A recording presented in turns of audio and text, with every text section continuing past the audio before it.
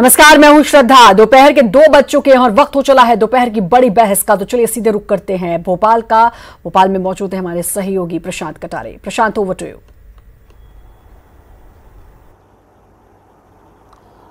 शुक्रिया श्रद्धा। तो बड़ी बहस में बहुत स्वागत है आपका। और आज बड़ी बहस में हम बात करेंगे बारिश से बेहाल मध्य प्रदेश की, क्योंकि पूरे मध्य प्रदेश में बारिश का दौर जारी है। हालांकि मध्य प्रदेश में और कुछ दूसरे जिलों में आज बारिश कुछ थमी हुई है, लेकिन जो बारिश से लबालब हो चुके हैं डैम, बांध और उनके जो गेट खोले गए हैं उनसे लगातार पानी छोड़ा जा रहा है, उनसे लगातार पानी की निकासी हो रही है। बड़े स्तर पर जो हाल बेहाल है, बारिश से कई जो जिले हैं वो पूरी तरह से जलमग्न हो चुके हैं। यानी कह सकते हैं आप कि लगभग मध्य प्रदेश का ज्यादातर हिस्सा जलमग्न है इस वक्त। और हालात ऐसे हैं कि एनडीआरएफ, सेना और एसडीआरएफ को उतारना पड़ा है मैदान में। तो लगभग पूरा एमपी भारी बारिश का कहर झेल रहा है। प्रदेश के सभी बांध न केवल फुल हो चुके हैं बल्कि ज्यादातर बांधों के गेटों को भी खोला गया है। ऐसे में दोहरी मार प्रदेशवासियों को झेलनी पड़ रही है। एक तरफ जारी भारी बारिश और दूसरी तरफ बांधों से छोड़ा जा रहा पानी ग्रामीणों और निचले इलाकों की परेशानी भी बढ़ा रहा है। उधर नर्मदा के बढ़ते जल स्तर से पूरा होशंगाबाद बाढ़ की चपेट में आ चुका है। हालांकि सीएम शिवराज ने कल भी हालात का जायजा लिया था और आज भी बाढ़ प्रभावित क्षेत्रों का दौरा कर रहे हैं शिवराज। एमपी में बारिश से हालात ऐसे बने कि एसडीआरएफ, एनडीआरएफ और सेना को भी मैदान में उतारना पड़ा। अब सीएम भी इनके प्रयासों की सराहना कर रहे हैं। हालांकि इस आपदा के दौर में सियासी दल भी सक्रिय हैं। प्रदेश बीजेपी अध्यक्ष वीडी शर्मा पार्टी कार्यकर्ताओं से अपील कर रहे हैं कि बाढ़ में फंसे लोगों की मदद करें बीजेपी के कार्यकर्ता। उधर पीसीसी चीफ और एमपी के पूर्व मुख्यमंत्री कमलनाथ ने भी कांग्रेस कार्यकर्ताओं से अपील की है कि बाढ़ की विभीषिका झेल रहे लोगों तक मदद पहुंचाएं। ये सियासी दलों की कोशिश सराहनीय भी है। हालांकि देखने वाले इसमें भी सियासत देख सकते हैं, लेकिन ऐसे हालात में हर हाल में कोशिश लोगों तक मदद पहुंचाने की होनी चाहिए। तो आज हम इसी पर बात करेंगे, लेकिन आपको फिर बता दें कि कोशिशें लगातार जारी हैं सरकार के जरिए कि जल्द से जल्द लोगों तक राहत पहुंचाई जाए। इसके लिए शिवराज सिंह चौहान ने प्रधानमंत्री नरेंद्र मोदी से भी बात की, हालात की जानकारी दी शिवराज सिंह चौहान ने। साथ ही रक्षा मंत्री को भी जानकारी दी और स्वाभाविक है सेना की मदद भी मध्य प्रदेश में ली जा रही है। एनडीआरएफ और एसडीआरएफ की टीमें लगातार मैदान में डटी हुई हैं। जहां जहां हालात विकट हो चुके हैं वहां पर लगातार रेस्क्यू किया जा रहा है लोगों को। बड़ी संख्या में हजारों लोगों को अभी तक रेस्क्यू भी किया जा चुका है। इसके अलावा शिवराज सिंह चौहान अपील भी कर रहे हैं कि लोग सुरक्षित रहें और कम से कम खुद की जान जोखिम में जानबूझकर ना डालें। मेरे प्रिय प्रदेशवासियों, पूरा प्रशासन स्वयं पूरी रात राहत और बचाव के काम में लगे रहे और मुझे ये बताती हुई खुशी है कि हमने जान का नुकसान कम से कम नहीं होने दिया। प्रदेश के 12 जिलों के 411 गांव बाढ़ से बुरी तरह प्रभावित है और नर्मदा मैया ने जो 99 में बाढ़ आई थी उसके रिकॉर्ड को तोड़ा है। होशंगाबाद की कई इलाकों में पानी भरा हुआ है। साहेबगंज हो, बरेली हो, कई नगर नर्मदा मैया की बाढ़ की चपेट में है। रात भर जो रेस्क्यू ऑपरेशन चले उनमें लगभग 8,000 के आसपास भाई और बहनों की जानें बची हैं। सीहोर जिले के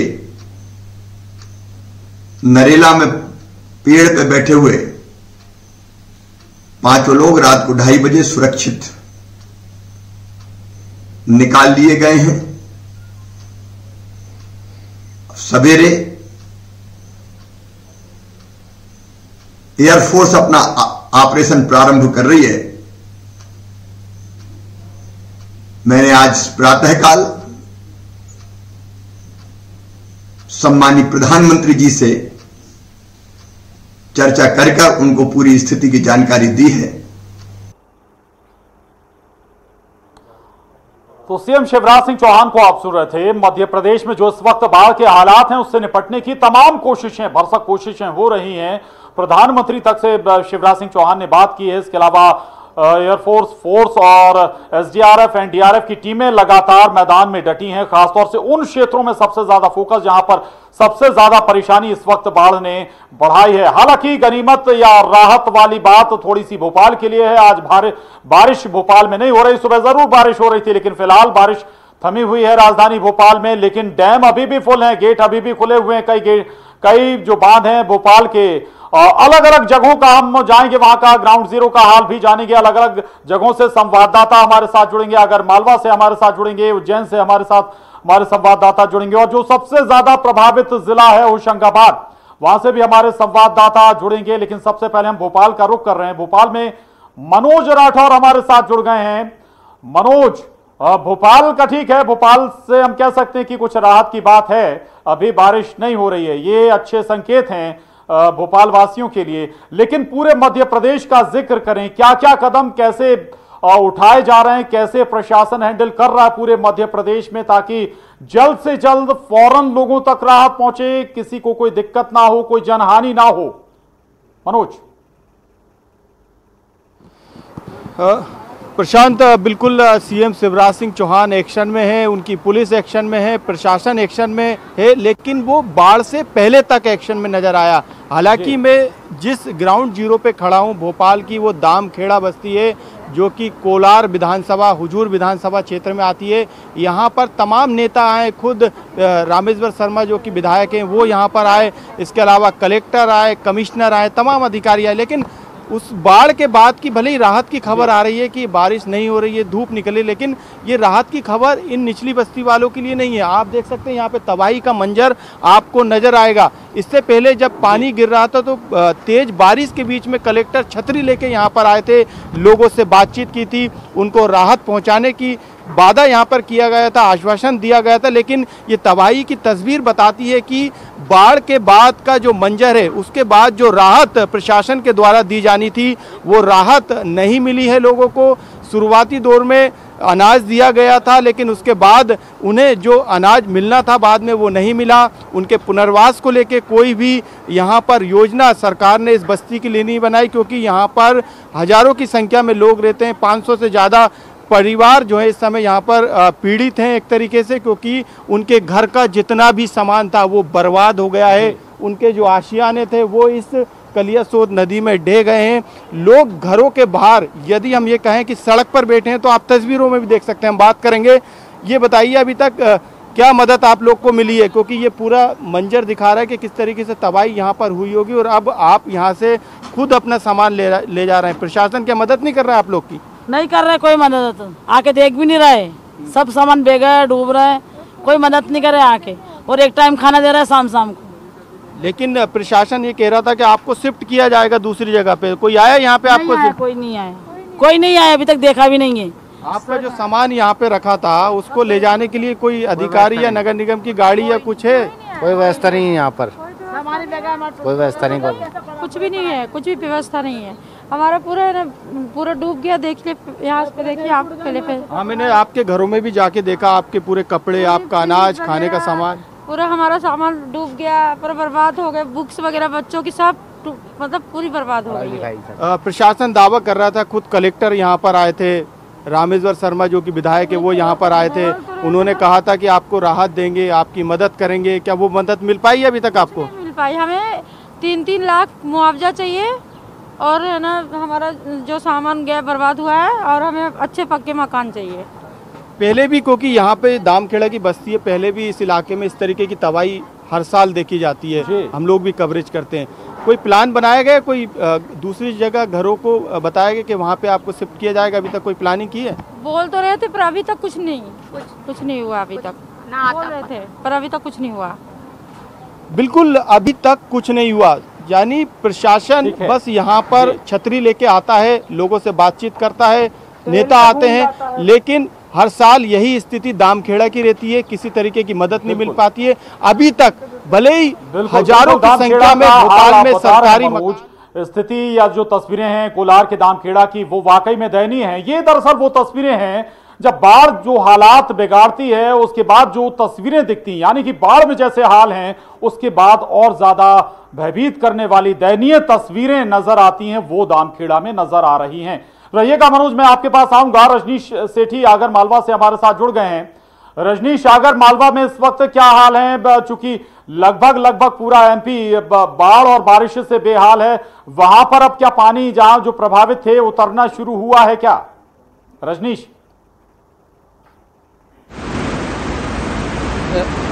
जी हाँ, यहाँ बता दूं मैं कि आगर मालवा ज़िले के हालात भी प्रदेश के बाकी ज़िलों के हालात जैसे ही हैं। तो यहाँ पर लगातार बारिश का दौर जारी है, जिसके चलते सभी नदी नाले उफान पर है। ज़िले का सबसे बड़ा जो कुंडालिया डैम है उसमें से 11 में से 10 गेटों को खोल दिया गया, उसमें से पानी निकाला जा रहा है और निचले इलाकों में अलर्ट जारी किया गया है प्रशासन द्वारा।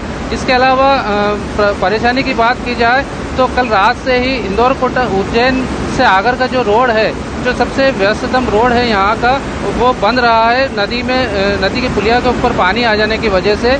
इसके अलावा बड़ा गांव से नलखेड़ा मार्ग भी बारिश की वजह से बंद है। नलखेड़ा की जो लखुंदर नदी है वो उफान पर आ जाने से जो बड़ा पुल है वहाँ तक उसका पानी पहुँच गया है और निचले इलाकों में जिसकी वजह से अब जल भराव की स्थिति बनने लगी है। तो कहीं ना कहीं प्रशासन अब अलर्ट मोड पर है और लगातार बारिश इसी तरह जारी रही तो निश्चित रूप से निचले इलाकों में जल भराव की स्थिति बन सकती है। जी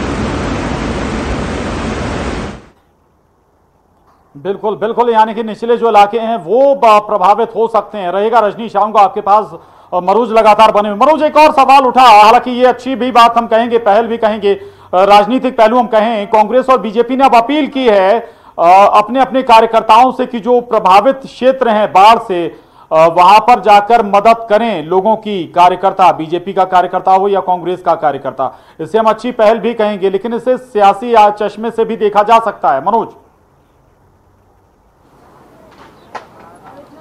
जी बिल्कुल, जब इस तरीके की खबरें आती हैं, जब इस तरीके की तस्वीर आती है तो उस पर सियासत होती है, लेकिन जो मदद ज़मीनी स्तर पे होना चाहिए, क्योंकि प्रदेश के मुखिया शिवराज सिंह चौहान खुद सीएम हाउस में उन्होंने कंट्रोल रूम बना के रखा है, वहाँ से लगातार मॉनिटरिंग कर रहे हैं, सेना की मदद ले रहे हैं, तमाम टीमें उन्होंने लगा के रखी है। इसके अलावा अलर्ट भी उन्होंने पश्चिमी जो मध्य प्रदेश के इलाके हैं, जो ज़िले हैं, रतलाम, झाबुआ, अलीराजपुर, उज्जैन, वहाँ पे अलर्ट जारी किया है। प्रशासन को अलर्ट रहने के निर्देश भी दिए हैं। लेकिन यदि उसके बाद जब बाढ़ की हालात जब कम हो जाते हैं, जैसे राजधानी भोपाल में अब बारिश नहीं हो रही, उसके बाद जो लोगों को राहत मिलनी चाहिए थी, प्रशासन की तरफ से जो मदद मिलनी चाहिए थी, खास तौर से कोलार के दामखेड़ा के अलावा जो निचली बस्तियां हैं भोपाल के करीब, जिसमें 7 से ज़्यादा ऐसी बस्तियां हैं जहां पर हजारों परिवार ऐसे हैं जो कि अब सड़क पर आ गए। उनका घर का एक सामान भी ऐसा नहीं है कि जो उनके अब काम में आ सके, लेकिन कुछ आशियाने के कुछ टुकड़े यहाँ पर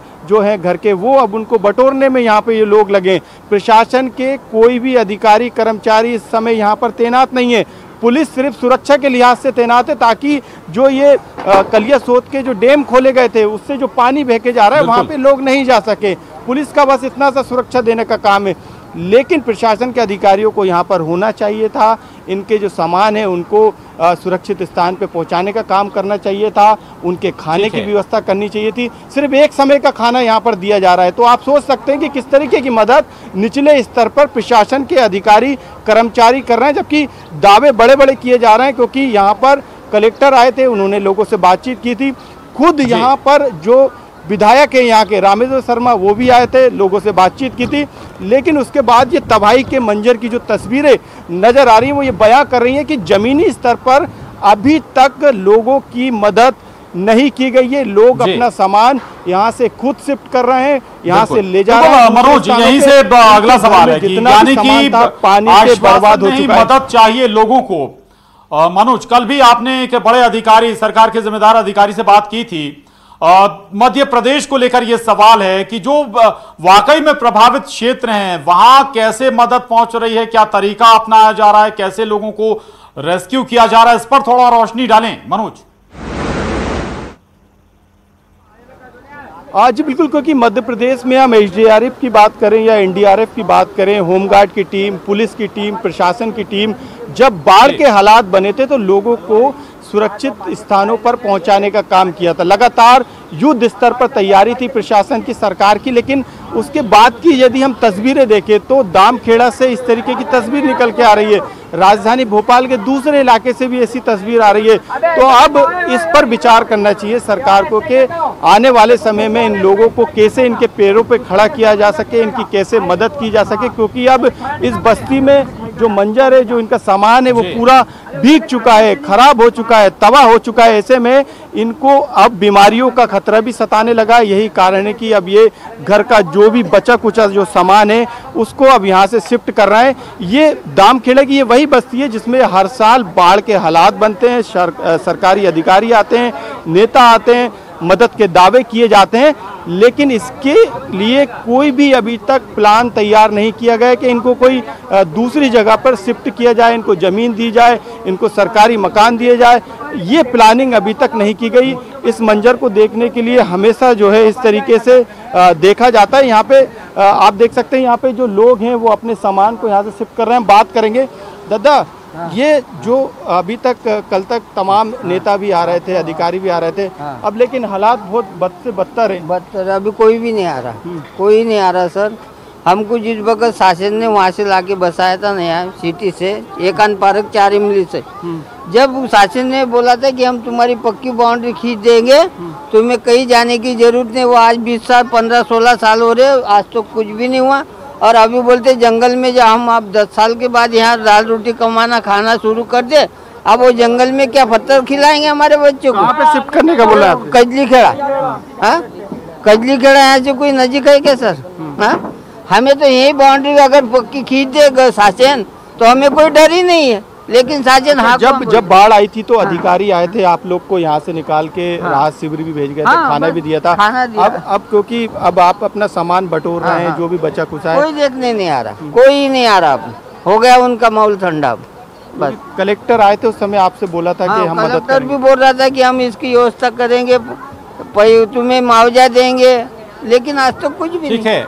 बस बोल के जी बिल्कुल, लोगों का साफ तौर से प्रशासन पे आरोप है। प्रशासन देख सकते हैं किस तरीके की तस्वीरें हैं। भरोसा दिया कि अधिकारी पहुंचे वहां पर, लेकिन मदद नहीं पहुंची। ये बड़ा मसला है। मॉनिटरिंग बहुत महत्वपूर्ण है, सरकार को हर स्तर पर मॉनिटरिंग भी करनी होगी। प्लानिंग तो हो गई है, लेकिन लोगों तक मदद पहुंचे ये जरूरी है। रहेगा मनोज। रजनीश लगातार बने हुए आगर मालवा से हमारे साथ। रजनीश, जो बात बार बार उठती है कि समय रहते प्रशासन एक्टिव क्यों नहीं होता है, आप बता रहे हैं कि जो निचले इलाके हैं वहां भी पानी पहुंच सकता है, तो क्या एहतियातन वहां पर कोई कदम उठाए गए हैं ताकि लोग हाल बेहाल ना हो, या फिर बाढ़ आने से पहले या जलमग्न होने से पहले क्षेत्र खाली कराए जा सकें?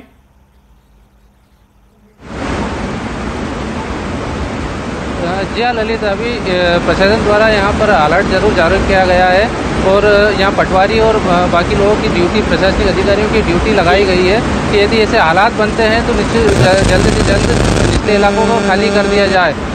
फिलहाल यहाँ पर एक और यहाँ बता दूँ ललित की लगातार बारिश से नदी नाले उफान पर है और इसके बावजूद भी लोग इन नदी नालों को पार करते हुए लापरवाही पूर्वक इनको पार करते हुए देखे जा रहे हैं और सेल्फी का भी शौक लोगों को कहीं ना कहीं इन नदी नालों को पास लेकर आ रहा है, जो कि जानलेवा साबित हो सकता है। इन्हें रोकने टोकने वाला ललित यहाँ पर कोई नज़र नहीं आ रहा है, तो ये एक बड़ी लापरवाही यहाँ पर देखने को मिल रही है।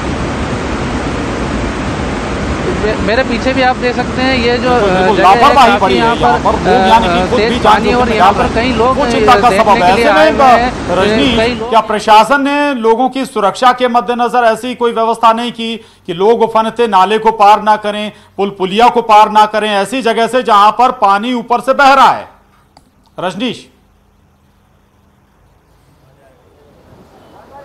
ये कि इस तरह के जो लोग सेल्फी लेने के लिए अपनी जान जोखिम में डालने के लिए यहाँ पहुंच रहे हैं, उन्हें रोका जा सके। ललित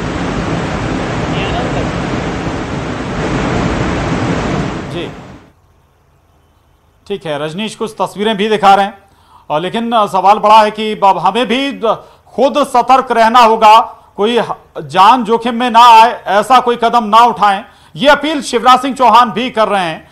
आज ही पत्रकारों से भी बात कर रहे थे शिवराज सिंह चौहान, वो ये भी कह रहे हैं कि कोशिश करिए कि ऐसी जगहों से रास्ता पार ना करें जहां पानी पुल के या पुलिया के ऊपर से बह रहा हो, नदी चढ़ी हो तो उसके पास ना जाएं, झरनों के पास ना जाएं, चूंकि ऐसे दौरान आकर्षित भी करते हैं झरने, लेकिन आपकी जान पहले है, सुरक्षा आपकी पहले है। मनोज का रुख करते हैं हम एक बार फिर से। मनोज, महत्वपूर्ण है, ये अपील जरूर की जाती है, लेकिन इसके बावजूद भी हम कई बार खुद लापरवाह हो जाते हैं और जान जोखिम में पड़ जाती है। मनोज। जी बिल्कुल प्रशांत, क्योंकि जमीनी स्तर पे जो कवायद की जाती है वो शायद असल में आ नहीं पाती है सामने, और यही कारण रहता है कि हर बार इस तरीके की तबाही देखी जाती है। दामखेड़ा की बात करें तो दामखेड़ा के अलावा कई ऐसी निचली बस्तियां हैं जहां पर सरकार की तरफ से, प्रशासन की तरफ से प्लान किया गया, इनको कजली खेड़ा में शिफ्ट करने की प्लानिंग की गई, लेकिन वो प्लानिंग जो है जमीनी स्तर पर उतरकर नहीं आई। यही कारण है कि हर साल ये हालात भोपाल की निचली बस्तियों में बनते हैं। लोगों के जो बने बनाए घर रहते हैं, जिसको बड़ी मेहनत से बनाते हैं, वो इस तरीके की कलियासोत की नदी और बाढ़ के हालात में बह जाते हैं। घरों का पूरा सामान खराब हो जाता है, लोग एक तरीके से बर्बाद हो जाते हैं।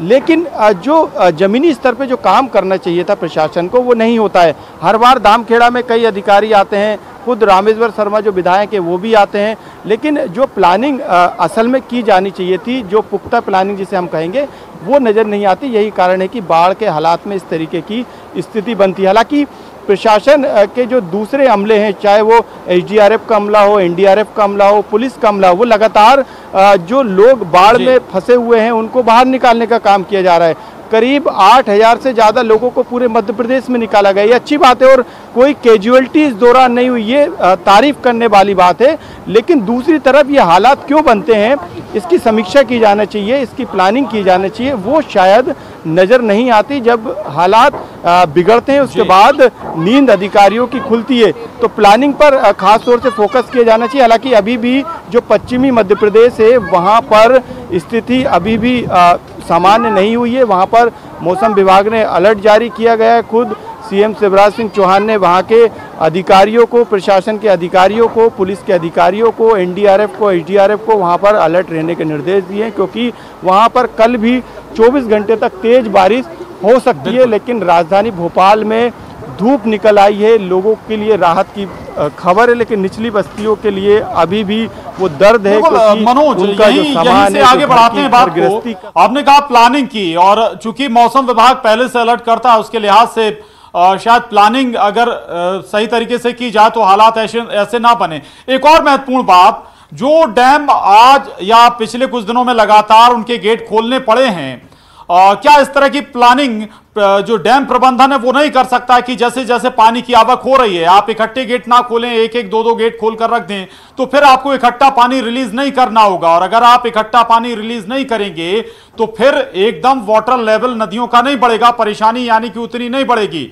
स्वाभाविक है कि सरकार केवल आदेश दे सकती है, लेकिन भाई छोटे छोटे स्तर पर या जो जिनकी जिम्मेदारी है प्रशासन की, डैम प्रबंधन की, उन्हें तो अपनी जिम्मेदारी निभानी होगी। मनोज। ललित, बिल्कुल, क्योंकि बारिश जो है उसने 16 साल का राजधानी भोपाल में रिकॉर्ड तोड़ा है। यानी आप अंदाज़ा लगा सकते हैं कि 16 साल पहले जितनी बारिश हुई थी उससे कई गुना बारिश जो है इस साल हुई है। तो ऐसे में जो पानी का जो स्तर है वो बड़ा है, उस पर कंट्रोल करने की कोशिश प्रशासन की तरफ से की जाती है। यही कारण है कि जब जल भराव की स्थिति बनती है उस दौरान इन डैम को खोला जाता है, पानी को शहर से निकाला जाता है, लेकिन उस समय तक जो स्थिति बनती है उसमें कई निचली बस्तियों में पानी घुस जाता है, कई पॉश कॉलोनियों में पानी आ जाता है, लोगों को खासी दिक्कत का सामना करना पड़ता है। तो प्रशासन की ये कोशिश रहती है कि समय से इस पानी को निकाला जा सके, क्योंकि मौसम विभाग इसको लेके अलर्ट जारी कर देता है। तैयारियां तमाम की जाती हैं, दावे भी किए जाते हैं प्रशासन के द्वारा, लेकिन ये दावे तब खोखले साबित होते हैं जब इस तरीके की तस्वीरें सामने आती हैं कि जब एक इलाके में पिछले साल जल भराव की स्थिति बनी थी, बाढ़ की स्थिति बनी थी, यही हालात उस साल भी देखे गए थे। तो ऐसे में इस साल कम से कम उस जो नुकसान है उसको कम किया जा सके, लोगों को शिफ्ट किया जा सके, इस तरीके के प्लानिंग पर जोर देना चाहिए था, लेकिन वो शायद अब नज़र नहीं आया। हालांकि प्रशासन दामखेड़ा बस्ती में राहत का काम लगातार कर रहा है, लेकिन ये लोगों का आरोप है ज़मीनी स्तर पर कि उनका जो सामान है जो पूरी तरीके से बर्बाद हो गया, चाहे वो गेहूं हो या फिर दूसरा उनके खाने का सामान हो या उनके कपड़े हो या फिर उनके दूसरा घर गृहस्थी का सामान है, वो पूरा बर्बाद हो गया। उसको अब शिफ्ट करने के लिए प्रशासन उनकी मदद करे। राहत बचाव केंद्र जरूर बनाए गए हैं। वहाँ पर आरोप है दामखेड़ा रहवासियों का कि उनको एक समय का खाना दिया जा रहा है, जबकि उनको दोनों समय के खाने की ज़रूरत है, क्योंकि उनका जो खाने का जो पूरा सामान है वो पूरी तरीके से बर्बाद हो गया। तो तमाम तरीके की तस्वीरें राजधानी भोपाल से निकलकर सामने आ रही, तो प्रशासन को इस पर सोचना चाहिए। जिसका जिक्र कर रहे हैं आप, हर साल ये तबाही आती है, वो बाढ़ के बाद भी करना चाहिए। नजर आती हैं, ऐसी तस्वीरें नजर आती हैं, लेकिन उनसे सीख नहीं लेते। इसलिए सवाल बार बार उठता है कि जब दोहराव हो रहा है, आप पिछली बार की घटना से, पिछली बार की बर्बादी से सबक क्यों नहीं ले रहे? स्थानीय प्रशासन आखिर क्यों सक्रिय नहीं होता है? मनोज जी बिल्कुल, यही कई तरीके के सवाल हैं जो हर बार जब बाढ़ की स्थिति बनती है तब प्रशासन पर उठते हैं। तमाम तरीके की टीमें बनाने का दावा किया जाता है। यदि हम एसडीआरएफ की बात करें तो एसडीआरएफ की तैयारी हर साल की तरह इस साल भी थी। करीब 235 टीमें जो हैं पूरे मध्य प्रदेश में तैनात थी, जिसमें एनडीआरएफ के जवान थे। एनडीआरएफ के करीब 40 जवान हैं। हालांकि अब सेना की मदद भी ली जा रही है। रायसेन में 2 सेनाओं की कंपनी बुलाई गई है, सीहोर में 2 कंपनी सेनाओं की बुलाई गई है, होशंगाबाद में सेना ने मोर्चा पहले ही संभाल लिया है और 10,000 होमगार्ड के जवान तैनात है। पुलिस के जवान तो लगातार मदद कर ही रहे हैं। प्रशासन के स्तर पर जिला प्रशासन, नगर निगम की टीमें लगातार मदद कर रही, लेकिन सवाल वही खड़ा होता है कि आखिरकार जिन बस्तियों में लगातार मनोज का जिक्र आप कर रहे हैं कि सेना को मैदान में उतारना पड़ा, इससे अंदाजा लगाया जा सकता है कि हालात कहीं ज्यादा खराब हैं, लेकिन उन्हें काबू करने के हर प्रयास कोशिश किए जा रहे हैं ताकि जल्द से जल्द लोगों को राहत मिले, किसी तरह की कोई जनहानि मध्य प्रदेश में बाढ़ से ना हो। शुक्रिया मनोज आपका, रजनीश आपका भी बहुत धन्यवाद। और इसके साथ ही बड़ी बहस में बस इतना ही। खबरों का सिलसिला जारी है।